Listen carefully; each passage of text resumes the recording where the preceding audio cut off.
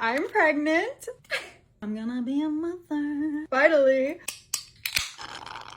Probably my first pregnancy craving, by the way. I've been addicted. It honestly feels so weird to finally be able to talk about this because I feel like I've had to keep such a big part of my life secret for so long. So I thought I'd do my makeup and just kind of catch you guys up on everything that's been going on. So when it comes to actually getting pregnant, like it took us a while and I was doing all the things, tracking my period, ovulation strips, the basal thermometer, like everything you can think of, I was trying it. So after a while, when none of that works, you start to feel like something's wrong. That's when we reach out to the fertility clinic. We did all the tests. We eventually found out that I have hypothyroidism and my body just wasn't ovulating properly. Once we got those answers and everything treated, that's when we finally conceived. It was a lot harder emotionally than I expected. Like you think you're gonna be one of those people that can get pregnant right away. And then when that doesn't happen, it's just like very isolating.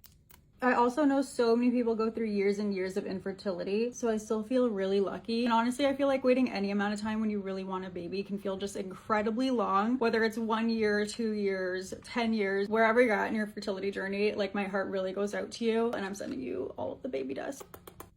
Let's talk about first trimester symptoms. I actually feel really lucky because I feel like compared to most women, like I had a very manageable first trimester. My main two symptoms was nausea and fatigue. I literally was like a bear in hibernation. I could sleep 12 plus hours and still be tired. And then my nausea wasn't like I'm gonna throw up and be sick in the toilet. It was like a pit in my stomach, like something bad is gonna happen, an intense queasiness, like this doom and gloom feeling. Like I was in fetal position on the couch, rocking back and forth, but like I wasn't throwing up. So I don't know. It was not a good feeling regardless, but I still feel lucky that I wasn't like sick. And whoever called it morning sickness definitely lied because for me it was a nighttime thing. At first it was like from 3 p.m. onward and then it just got later and later in the day, and then now like sometimes after 9 p.m. I'll still feel pretty nauseous, but for the most part it's gone. So hopefully that just gets better and better as I progress in the pregnancy, but it's not like completely gone yet, which still sucks.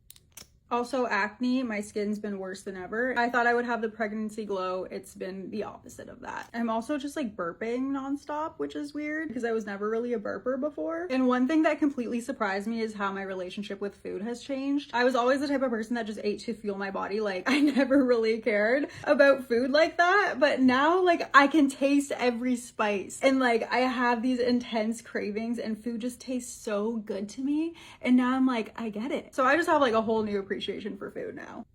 The hardest part though was keeping this all a secret. Like because it took us so long to get pregnant, we honestly just didn't believe it. After we saw that positive test, I took like 10 more tests. And then obviously there's still so many risks when you're early on. So we just wanted to be sure that everything was good. We got all the test results for a healthy baby before we started telling everybody. And then also I have like zero poker face. So I knew I just had to avoid everyone until we were ready to tell, which was really hard because it felt pretty isolating. It was also really hard to hide my bump, especially in the summertime. I was just wearing sweaters and it's too hot for that. So I feel so relieved that it's finally out there. I can wear whatever clothes I want, show off the bump. I was literally having nightmares that I accidentally spoiled the surprise. And there's a few times where I almost did. Like I was going for a walk in the neighborhood and Charlie's family lives close by. So I kept running into them on my walk and would have to like close up my sweater. They were all like, aren't you hot to be wearing a sweater on the walk right now? I'm like, no. Now that it's finally out there, I'm just really excited to bring you guys along.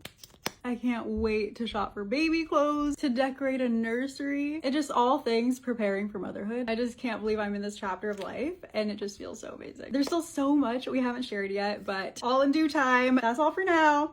Bye.